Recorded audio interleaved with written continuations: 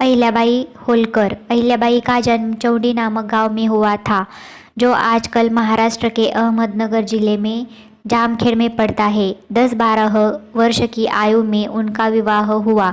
29 वर्ष की अवस्था में विधवा हो गई। पति का स्वभाव चंचल और उग्र था, वह सब उन्होंने सहा। फिर जब 42-43 वर्ष की थी, पुत्र मालेराव का देहांत हो गया। जब अहिल्याबाई की आयु 62 वर्ष के लगभग थी, दोहित्र नथु चल बसा। 4 वर्ष पीछे दामाद यशवंतराव फणसे न रहा और इनकी पुत्री मुक्ताबाई सती हो गई। दूर के संबंधी तुकोजीराव के पुत्र मल्हारराव पर उनका स्नेह था। सोचती थी कि आगे चलकर यही शासन व्यवस्था, न्याय और प्रजारंजक की डोर संभालेगा, पर वह अंत तक उन्हें दुख देता रहा।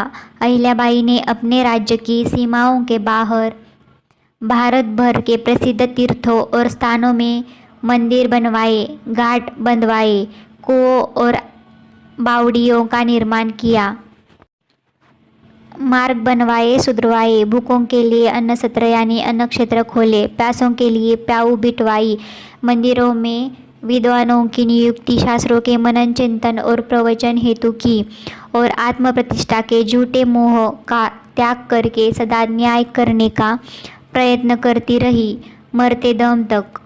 ये उसी परंपरा में थी जिसमें उनके समकालीन पूना के न्यायाधीश रामशास्त्री थे और उनके पीछे झांसी की रानी लक्ष्मीबाई हुई। अपने जीवन काल में ही उन्हें जनता देवी समझने और कहने लगे थी। इतना बड़ा व्यक्तित्व जनता ने अपनी आंखों देखा ही कहा था। जब चारों ओर गड़बड़ मची हुई थी, शासन और व्यवस्था के नाम पर घोर अत्याचार हो रहे थे, प्रजाजन, साधारण गृहस्थ, किसान मजदूर अत्यंत हीन अवस्था में सिसक रहे थे। उनका एकमात्र सहारा धर्म, अंधविश्वासों, भयत्रासों और रूढ़ियों की जकड़ में कसा जा रहा था। न्याय में न शक्ति रही थी, न विश्वास। ऐसे काल की उन विकट परिस्थितियों में अहिल्याबाई ने जो कुछ किया और बहुत कुछ किया, वह चिरस्मरणीय है।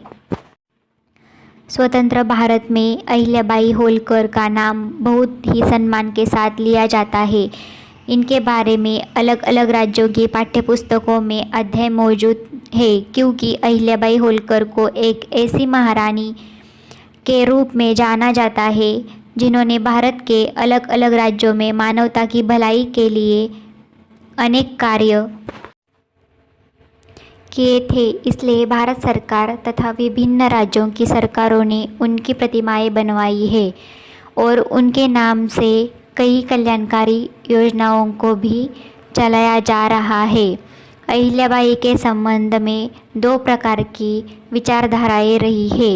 एक में उनको देवी के अवतार की पदवी गई है, दूसरे में उनके अति उत्कृष्ट गुणों को प्रकट किया है।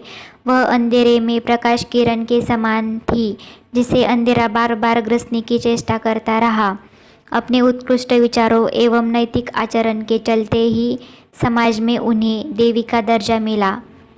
अगर आपको ये निबंध अच्छा लगा हो और ऐसे निबंध और देखना चाहते हो तो प्लीज़ चैनल को लाइक, शेयर, सब्सक्राइब कीजिए और बेल आइकॉन को प्रेस करना मत भूलिए, ताकि नए वीडियो के नोटिफिकेशन आपको जल्द से जल्द मिलेंगे।